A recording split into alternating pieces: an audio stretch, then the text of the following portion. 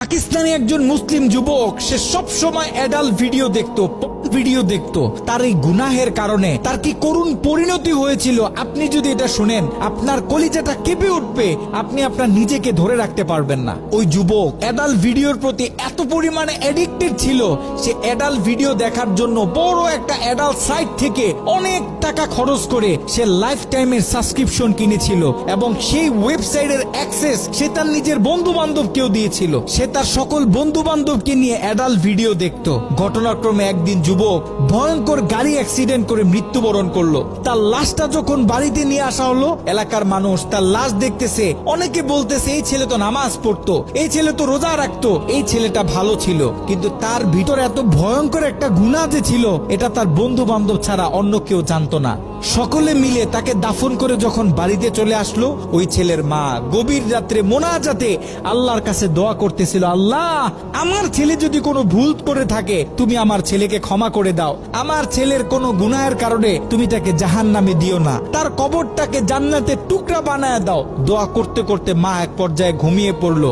মা যখন ঘুমিয়ে পড়লো, তিনি স্বপ্নে ভয়ঙ্কর একটা দৃশ্য দেখলেন। তিনি দেখতেছে তার ছেলের কবরে আল্লাহ পাক জাহান্নাম থেকে কিছু ফেরেশতা নিযুক্ত করলেন এবং ওই ফেরেশতাদের হাতে বড় বড় কিছু কুড়াল, যে কুড়াল দিয়ে সকল ফেরেশতারা মিলে একসাথে তার ছেলের শরীরে আঘাত করতেছে।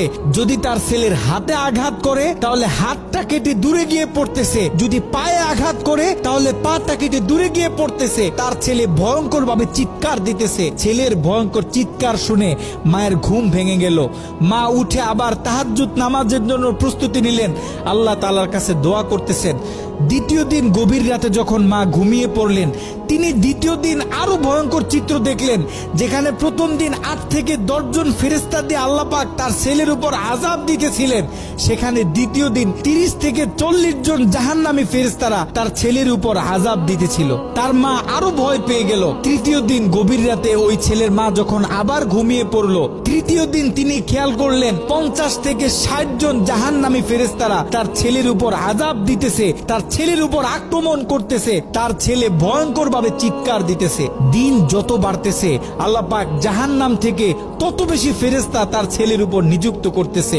মা ভয় পেয়ে গেলেন, মা ভেঙে পড়লেন। ওই ছেলের মা ছেলের বন্ধুদেরকে একদিন ডাক দিলেন, ডাক দিয়ে বলতেছে, দেখো আমি আমার ছেলের উপর দিয়ে এই ভয়ঙ্কর স্বপ্ন দেখতেছি, তোমরা যাও কোন আলেমের কাছে জিজ্ঞাসা করো যে কেন আমার ছেলের সাথে এমন হচ্ছে। ওই ছেলের বন্ধুরা মিলে পাশের বড় একটা মাদ্রাসায় চলে গেল। ওই মাদ্রাসায় ছিল একজন শাইখুল হাদিস।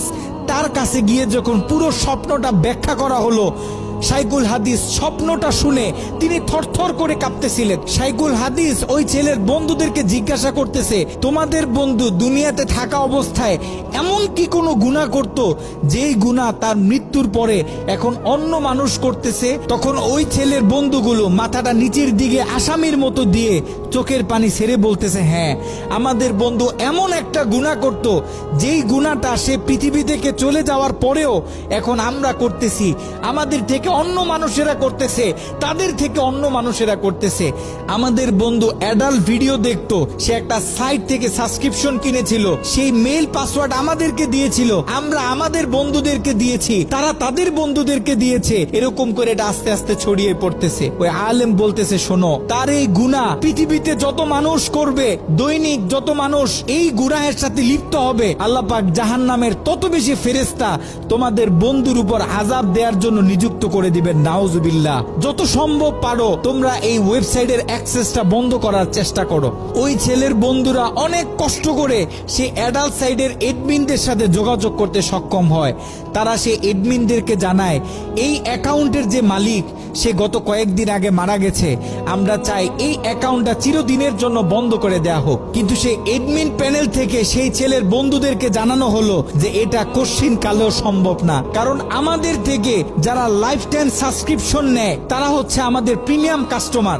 আমরা তাদেরকে হাই সিকিউরিটি দিয়ে থাকি। তারা যখন আমাদের থেকে কোনো প্যাকেজ নেয়, আমাদের থেকে কোনো অ্যাকাউন্ট নেয়, আমরা তখন তাদেরকে মেইল দিই, পাসওয়ার্ড দিই এবং আমরা তাদের হাতের ফিঙ্গার নিয়ে থাকি। আপনারা হয়তোবা তার অ্যাকাউন্টের মেইল পাসওয়ার্ড দিতে পারবেন, কিন্তু তার হাতের ফিঙ্গার তো আর আপনারা দিতে পারবেন না। তার হাতের ফিঙ্গার যদি ম্যাচ না করে তাহলে আমরা এই অ্যাকাউন্ট অফ করতে পারবো না। নাউজুবিল্লাহ।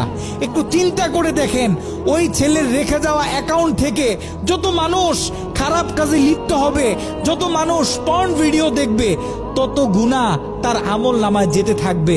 একটু ঠান্ডা মাথায় চিন্তা করেন, আপনি আর আমি আমাদের সোশ্যাল মিডিয়া অ্যাকাউন্টগুলো কিভাবে ব্যবহার করতেছি। আমরা তো আমাদের ফেসবুকে কত ছবি শেয়ার করি, কত মুভি ক্লিপ শেয়ার করে থাকি, কত গান বাজনা শেয়ার করি। আপনার আমার মৃত্যুর পরে এগুলো তো আর কেউ কাটতে পারবে না। যত লক্ষ মানুষ আপনার আমার মৃত্যুর পরে এই ভিডিও দেখবে, আপনার আমার অ্যাকাউন্টে রেখে যাওয়া ভিডিও যত মানুষ দেখবে, আপনার আমার কবরে তত কঠিন কঠিন আযাব দেয়া হবে। আপনি আর আমি জীবিত থাকা অবস্থায় যদি আমাদের ফেসবুক অ্যাকাউন্টে ইসলামিক ভিডিও শেয়ার করি, একটা কোরআনের তেলাওয়াত শেয়ার করি, একটা হাদিস শেয়ার করি, ইসলামিক কোনো ডকুমেন্টারি শেয়ার করি, তাহলে আপনার আমার মৃত্যুর পরে এই অ্যাকাউন্ট থেকে যত মানুষ এই ভিডিওগুলো দেখবে, আমরা কবর থেকে তত বেশি সওয়াব পাইতে থাকবো। এ কারণে আমরা পৃথিবীতে থাকতে যত কাজ করব, সব কাজ যেন আমরা চিন্তা ভাবনা করে তারপরে করি।